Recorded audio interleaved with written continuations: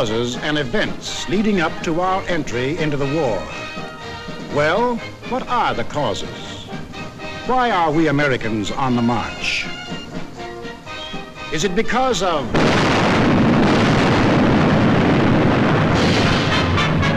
Pearl Harbor? Is that why we are fighting? Or is it because of Britain?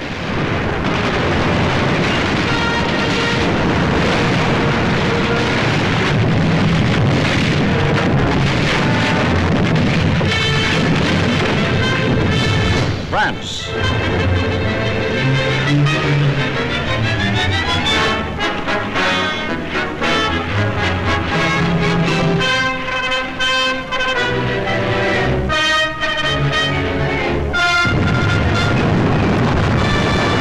China.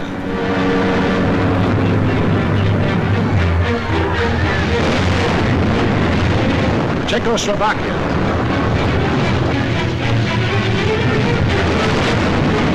Norway.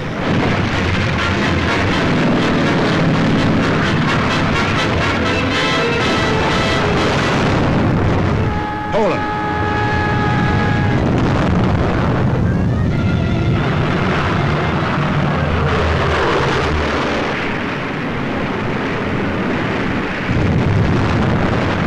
Holland. Greece.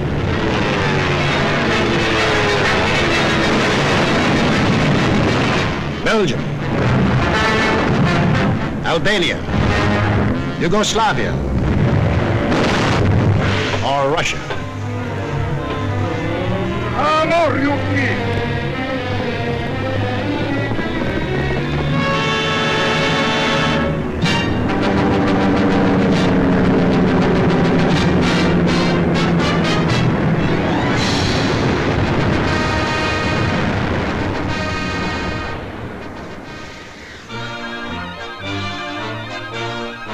Just what was it made us change our way of living overnight? What turned our resources, our machines, our whole nation into one vast arsenal, producing more and more weapons of war instead of the old materials of peace?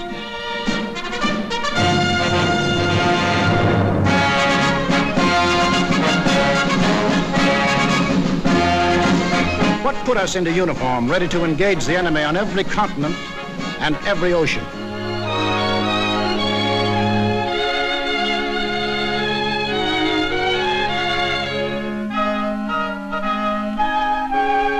What are these two worlds of which Mr. Wallace spoke? The free and the slave. Let's take the free world first, our world. How did it become free? Only through a long and unceasing struggle inspired by men of vision. Moses, Muhammad, Confucius,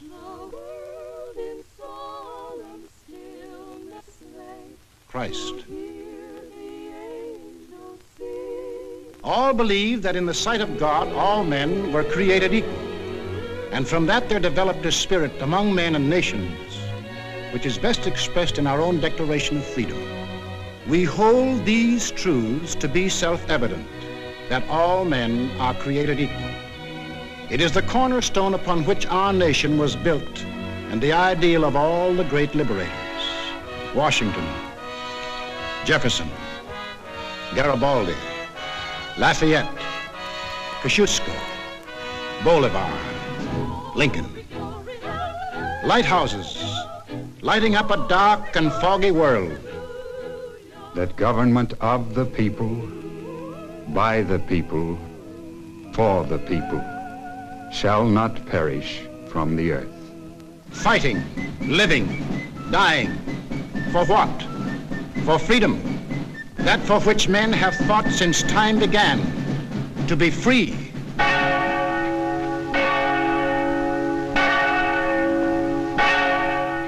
Is life so dear or peace so sweet as to be purchased at the price of chains and slavery? Forbid it, Almighty God. I know not what course others may take, but as for me, Give me liberty, or give me death. But what of this other world? Here, men insisted that progress lay in killing freedom. Here, they were putting out the lighthouses, one by one. Here, the march of history was reversing itself. In Italy, it began when an ambitious rabble-rouser set his followers marching on Rome. The country, like every other country after the last war, was torn by political unrest, hard times, unemployment. Two courses were available to the Italian people. They could solve their problems in a free, democratic way, or they could let someone else do the solving for them. They made the tragic mistake of choosing the second course. They put their trust and faith in this one man. They believed he represented them. Actually, he planned to betray them for the selfish interests of himself and the group back of him, just as he had earlier betrayed those who first supported him. In Germany, another and even more forceful demagogue set his followers marching from the Munich beer halls. He too had the sinister opportunity to take advantage of post-war chaos.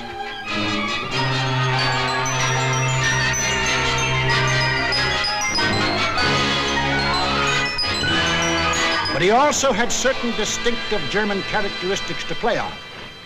To start with, the Germans have an inborn national love of regimentation and harsh discipline. He could give them that.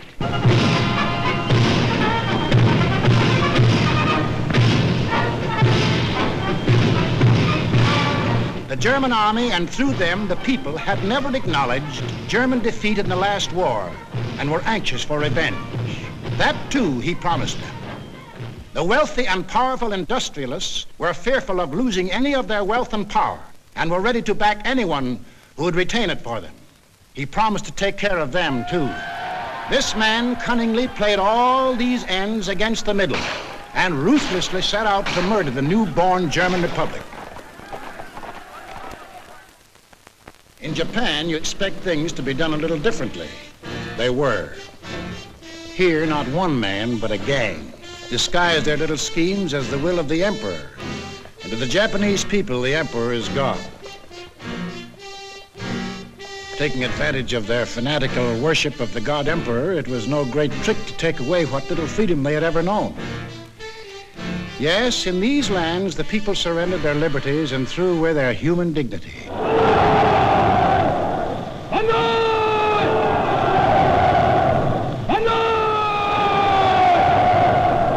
They gave up their rights as individual human beings.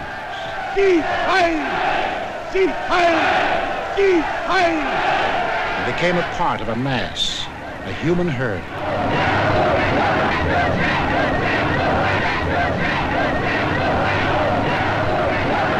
Although these countries were far apart and different in custom and in language, the same poison made them much alike. Each got a new uniform. In Italy, the new bosses wore black shirts. In Germany, the shirts were brown. In Japan, they hid behind the uniform of the army. But really, they belonged to a sinister secret society. Their symbol was a black dragon. The other fellows had to have a symbol too. Germany, a swastika. In Italy, the old Roman symbol of the Fascists.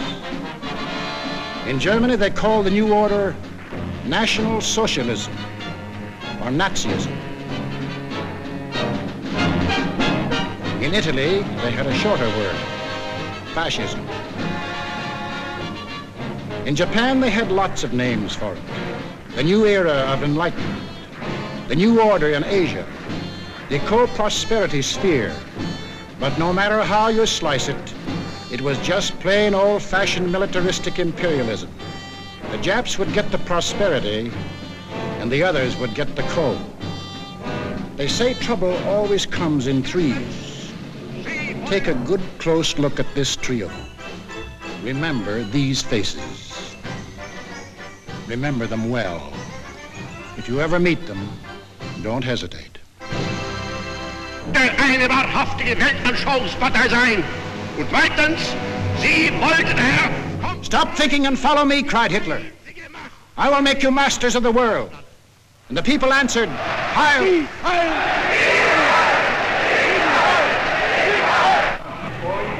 Stop thinking and believe in me, bellowed Mussolini, and I will restore the glory that was Rome. And the people answered, Duce, Duce. Stop thinking and follow your God Emperor, cried the Japanese warlords, and Japan will rule the world. And the people answered, Banzai, Banzai. Each system was alike in that the constitutional law-making bodies gave up their power. The Reichstag in Berlin, the House of Deputies in Rome, the Diet in Tokyo. And these elected representatives became collections of stooges, rubber stamp organizations. Applauding on cue the words of the leaders. Each system did away with free speech and free assembly. Each system did away with a free press and substituted a press controlled by the party. Through their ministries of propaganda, each took complete control of the theater, the movies, the radio. Every cultural activity and every channel of information was controlled by the most important members of the party. Each did away with free courts and trial by jury and substituted courts and judges run by the party. Each abolished labor unions and the rights of bargaining for wages. Fertig machen zur Meldung! Achtung!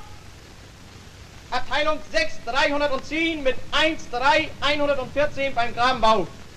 Danke. Heil Hitler! Heil Hitler! Lassen Sie weiterarbeiten. Weiterarbeiten! And under the pretext of patriotism established a system of forced labor. Each enforced its decrees by an army of secret police who held the power of life and death over every individual. And for the few who still believed in freedom and said so, there was a ready answer.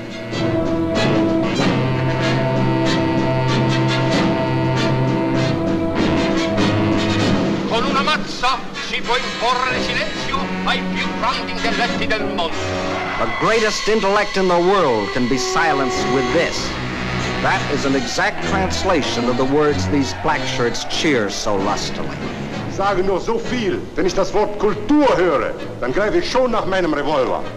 Whenever I hear anyone mention the word culture, the first thing I do is reach for my gun. Yes, they had the answer. The blackjack and the gun.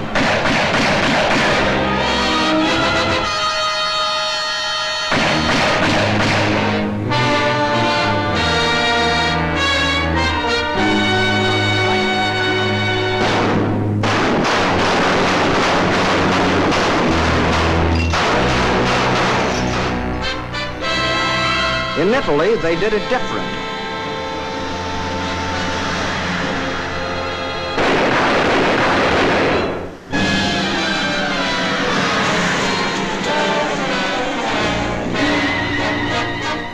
While in Japan,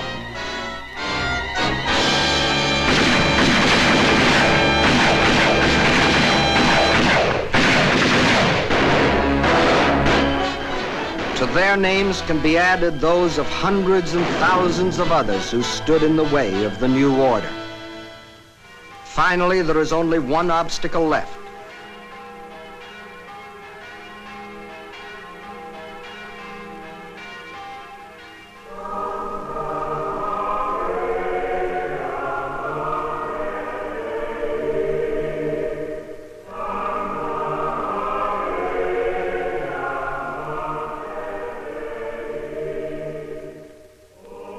The word of God and the word of Führers cannot be reconciled. Then God must go.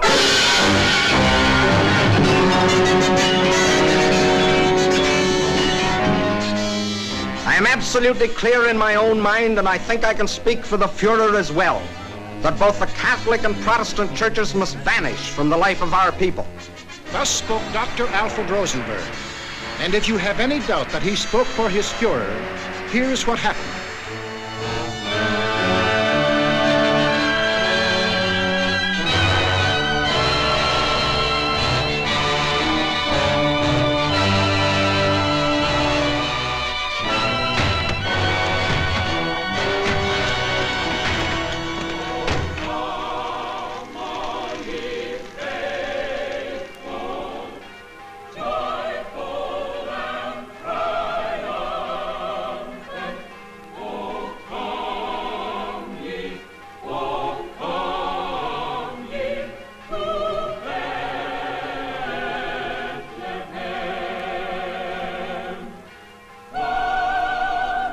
thousands of other men of God, Protestant, Catholic, Jewish, were persecuted, arrested, confined in concentration camps. Our Führer is the intermediary between his people and the throne of God. Everything the Führer utters is religion in the highest sense. It is only on one or two exceptional points that Christ and Hitler stand comparison. For Hitler is far too big a man to be compared with one so petty. Every day in all German classrooms, Adolf Hitler ist unser Retter, unser Held, der edelste Führer auf der ganzen Welt. Für Hitler leben wir und wir sterben gerne wir. Für den Führer bis zum Tod, denn er ist unser Gott. yes, take children from the faith of their fathers and teach them the state is the only church, and the head of the state is the voice of God.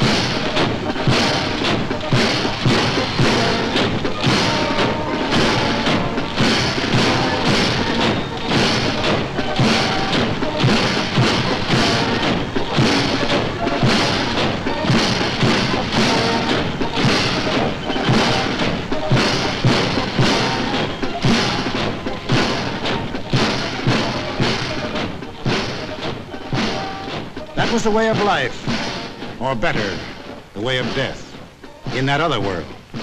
Now, what of our world, the democratic world? What did we want? What did we do about it? First of all, we wanted peace and security. And to prove our sincerity, in 1921, we initiated the Washington Disarmament Conference. This resulted in two vitally important treaties. One, to reduce the size of the British, Japanese, French, Italian, and American fleets. And the other, the Nine-Power Treaty, which guaranteed the integrity of China. And incidentally, one of the powers signing this was Japan. Later on, in 1929, we signed the Kellogg-Briand Pact, which was supposed to abolish war as a means of settling international disputes.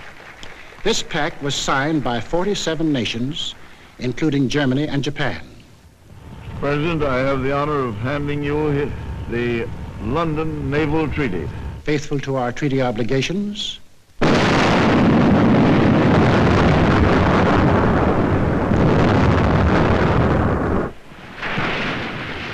we scrapped more than 60% of our naval tonnage, and our army was reduced to a standing force of 136,000 men, smaller than that maintained by the little state of Romania. We let our hopes for peace become so strong that they grew into a determination not to fight unless directly attacked. We let ourselves be influenced by those who said that we could find security through isolation. The confusion in our way of thinking is apparent in the slice of public opinion as it appeared in Pathé News in 1939.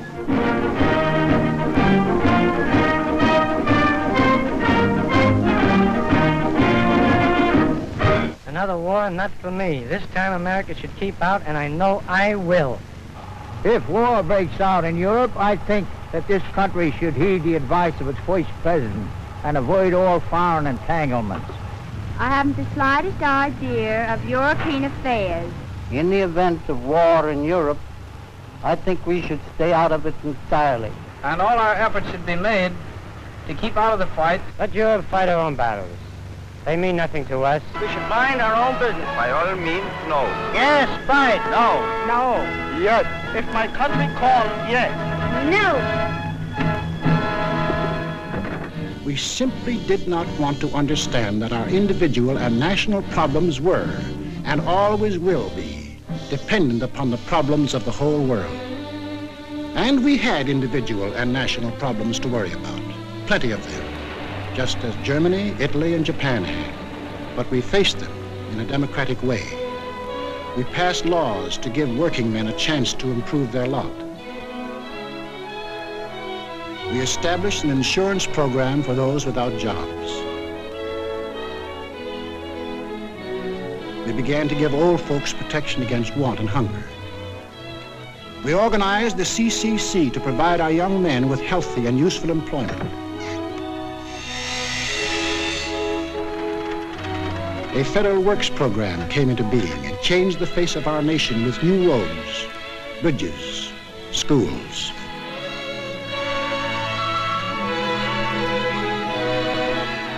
We built great new dams which brought the miracle of electricity to millions of our people. These were some of our accomplishments, but there were others not so creditable. We turned our backs on the League of Nations. We passed the Tariff Act to set a higher wall of isolation around us. We encouraged lawlessness with the farce of prohibition. But in spite of these mistakes, we never had a thought of losing our free institutions. John Q. Public still ran the country. He had his choice of voting for Dewey, Wilkie, Roosevelt, or anybody else. In Germany, they had the choice of voting for Hitler, Hitler, or Hitler.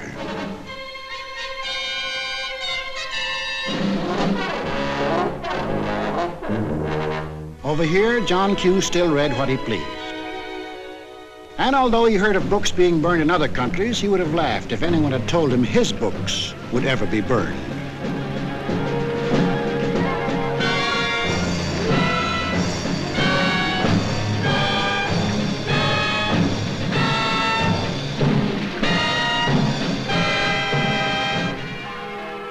And on Sunday, if he felt like it, John Q. went to any church he pleased.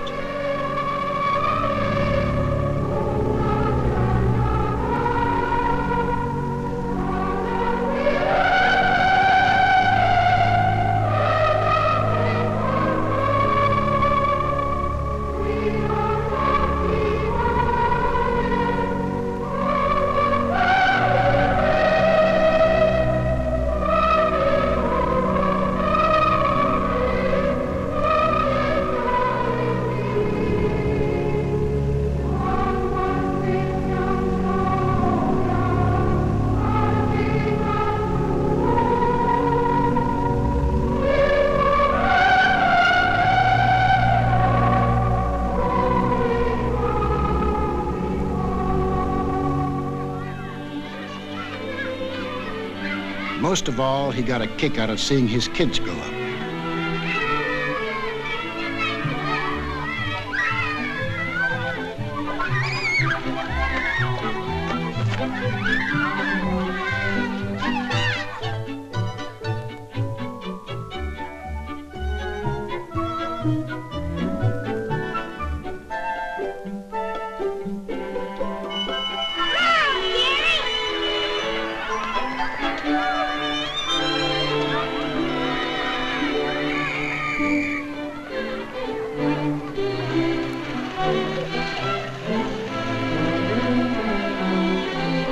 The average American was quite unconscious of the fact that some people had this in mind for the little John Q's. Richtig, viel mehr, Jung. Wollt ihr auch so sagen?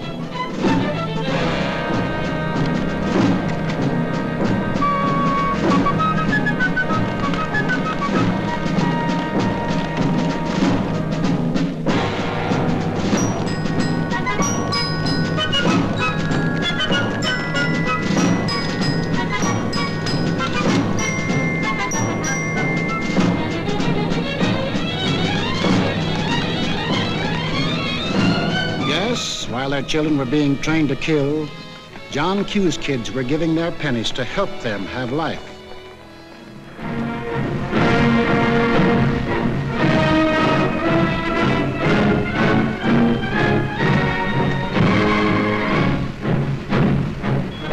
And when we saw these men in the newsreels, quite often we laughed. To us, they looked like characters in a musical comedy.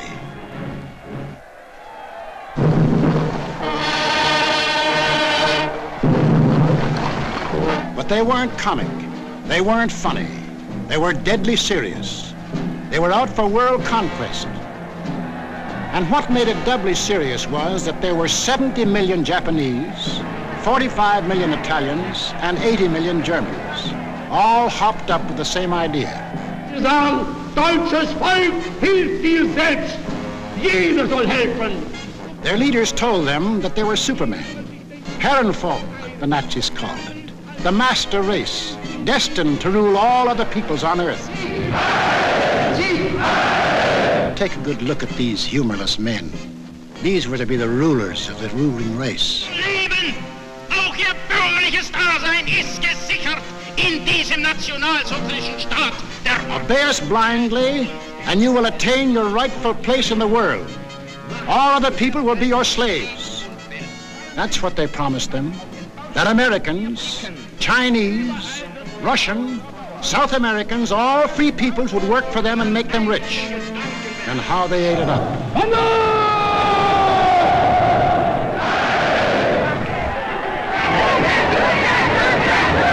We shall restore the glory that was Rome. Today we rule Germany. Tomorrow the world. The Pacific is ours.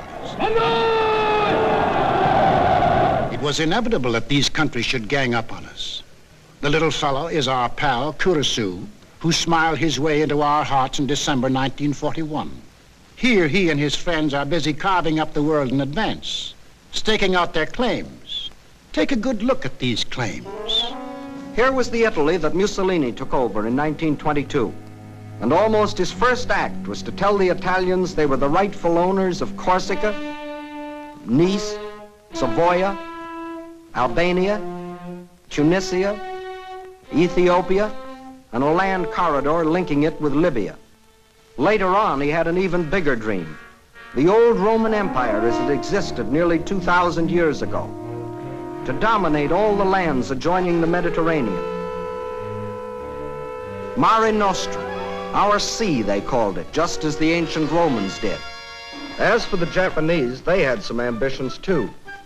By 1920, they had grabbed off Formosa, Korea, and the southern half of the island of Sakhalin. Then Baron Gishi Tanaka, the prime minister, carefully set down Japanese aims in a document called the Tanaka Memorial. It was presented to the emperor July 25th, 1927.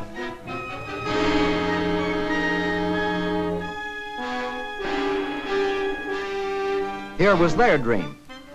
Manchuria for raw materials, China for manpower, Then a triumphant march through Indochina, Siam, Burma, India, the East Indies, and on through Australia and New Zealand. And in the north, all they claimed was that part of Russia east of Lake Baikal. That was to be the new order in Asia. Then the Japs would move eastward to crush the United States and really start their co-prosperity sphere. Now take a look at the bite the Nazis reserved for themselves. Here's the Germany Hitler walked into, and here's what he wanted. First, Europe under his complete political or economic control, leaving Mussolini a share of the loot if he behaved himself. Then the drive to the east, through the rich oil lands of Iran and Iraq, into India. Another push south through Africa. Then from Dakar, jump off to meet the honorary Aryans who were to move in on South America through the Pacific. At the same time, start across from the Scandinavian countries to hook up with his buck-toothed pals coming over from Siberia to join in the conquest of the United States. There it is, gents. All they left us was Shangri-La. And they'd claim that, too, if they knew where it was. And did they think they had a chance? Listen.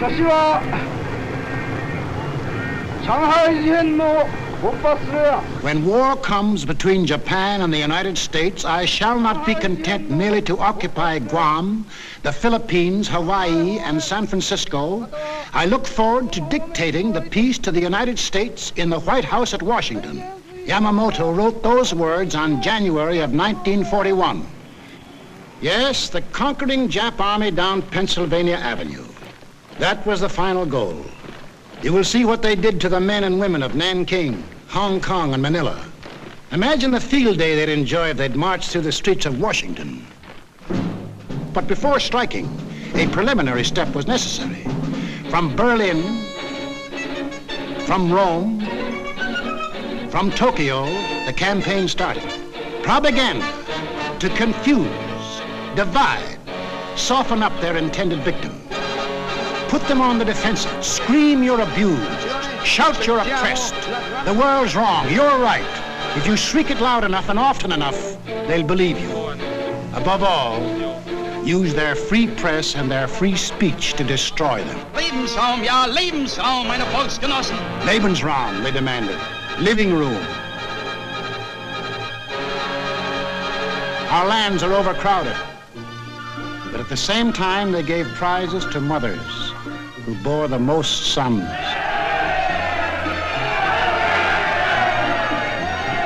They brought together large groups of young men and young girls for human breeding. Read what one of their leaders wrote.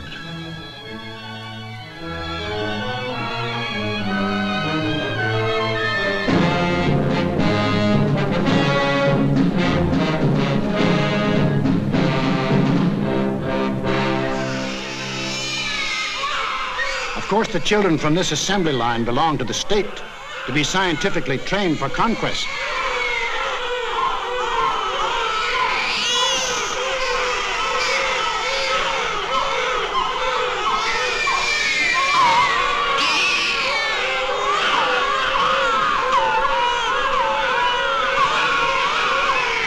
Another howl was the lack of raw material. They claimed they were the have-nots and we were the haves. But out of this supposed lack, they built up the greatest war machines the world has ever known. These are the published figures from the German military budget. Actually, between 1933 and 1939, Hitler's program of rearmament cost more than $80 billion.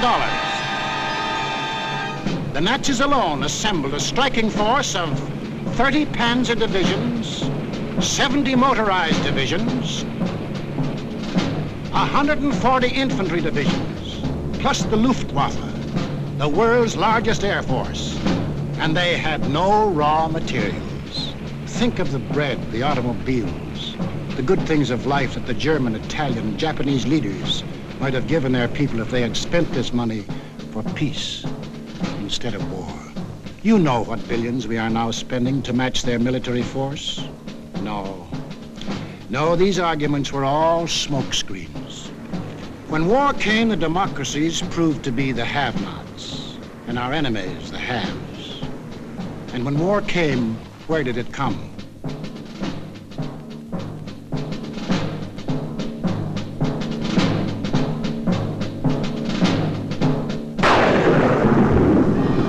Remember that date, September 18th, 1931, a date we should remember as well as December 7, 1941. For on that date, in 1931, the war we are now fighting began. The place was Manchuria, the northernmost province of China, 6,000 miles from San Francisco. Manchuria, the first objective in the Tanaka Plan. By September 18th, the Japanese, who by treaty patrolled the southern Manchurian Railway, had secretly and illegally increased their garrisons. On the Korean-Manchurian border, an entire Japanese army was assembled, conveniently equipped for a winter campaign. All they needed was an excuse. They made their own. At 10:30 that night, just after the Mukden Express had passed by, a section of track was dynamited, causing damage to one rail and 2 fish plates. Japan's honor had been violated. Within half an hour, the Japanese railroad garrison launched a coordinated attack on the barracks of the sleeping Chinese army at Mukden. The slaughter was appalling. By midnight, the conveniently placed Japanese army poured across the Korean border, and the first open act of aggression, the invasion of Manchuria, was on. In 4 days, they had occupied the whole of southern Manchuria, and shortly after, the whole country.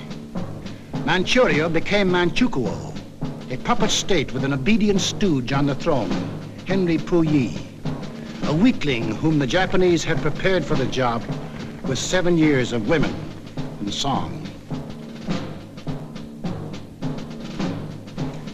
In Washington, Henry L. Stimson, then Secretary of State, now Secretary of War, sent out a blistering denunciation of the attack. The League of Nations sent a committee of 5, headed by Lord Lytton and including our own General Frank McCoy, to Manchuria to investigate. In October of 1932, the committee issued its report. We found that the Japanese occupation of this large part of China was not justified on the ground of self-defense, and that the new state which had been set up was a Japanese protectorate rather than a genuine case of Manchurian self-determination. Shortly after, the League condemned Japan as an aggressor nation. À son Excellence, Monsieur Matsuoka, délégué du Japon. I call on His Excellency, Monsieur Matsuoka, delegate of Japan.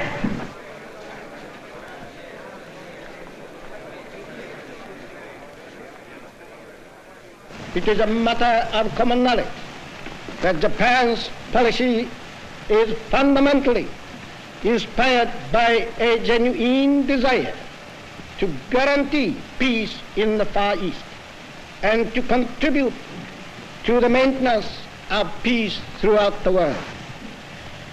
Japan, however, finds it impossible to accept the report adopted by the Assembly. In answer, the Japanese delegates, knowing there were no guns behind this condemnation, smiled, took up their briefcases, marched out of the League. More than Manchuria was dead. Collective security was dead. The green light had been given the aggressors. We and the rest of the world knew that these aggressors should be stopped and punished. But we were unwilling to make the necessary sacrifices to back up that opinion. It was impossible to convince a farm boy in Iowa, or a driver of a London bus, or a waiter in a Paris cafe that he should go to war because of a mud hut in Manchuria. Yet the subsequent course of history makes it clear that that incident, so many miles away, is one of the main reasons that you and millions of others are in uniform today. Japs had Manchuria. Phase number 1 of the Tanaka Plan was completed. Phase number 2, the conquest of China. In 1932, without warning, the Japs attacked the Chinese city of Shanghai.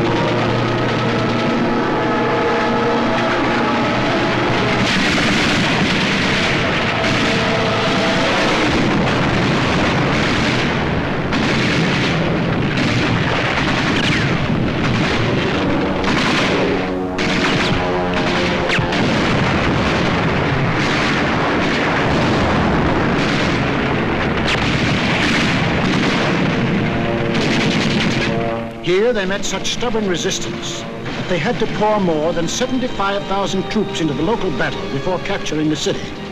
This resistance made them decide to shift their campaign to the north, and in 1933 they added the province of Yehol to Manchuria. Yes, the Japs launched the second phase of the Tanaka Plan, but they had yet to finish it. A united nation stands against them. Under the inspired leadership of General Chiang Kai-shek, the Chinese people fought and still fight on. Meantime, what of Japan's partners? What helpless people were they planning to bomb, slaughter, drive into slavery? Hitler was not yet ready, but Mussolini was. Mussolini had to be. His people were growing restless. Fascism hadn't produced the heaven on earth that he had promised them. So he pulled the old trick of launching a foreign war to divert attention from troubles at home. So Mussolini beat his chest like Tarzan and looked around for a worthy foe. He found one, Ethiopia. A good country for the beginning of a glorious empire. Its army had no machine guns. Its army had no tanks. Its army did have an air force, exactly one old airplane. One airplane against a nation which had developed the new theory of total air war, of the blitz which would wipe out cities, destroy civilians, men, woman, and child. In October of 1935, following the Japanese example, an incident was provoked at the little settlement of Wal near the border of Ethiopia and Italian Somaliland. Italy's honor had been violated. Refusing any arbitration, Mussolini moved the whole might of his army through the Suez Canal to overrun the undefended country. Ethiopia's emperor, Haile Selassie, appeared before the League of Nations.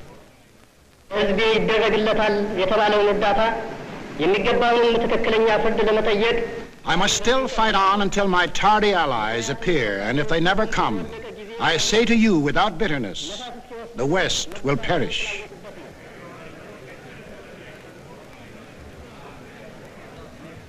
Members of the League half-heartedly stopped trading with Italy, but refused the only thing that will stop any aggressor: force.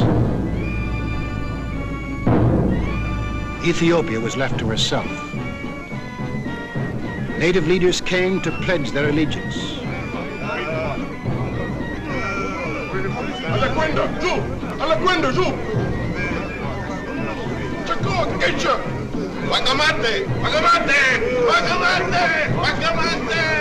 The people of Ethiopia, with their spears and bare hands, faced the guns and the tanks of the invaders, fighting desperately and gallantly to save their country from conquest.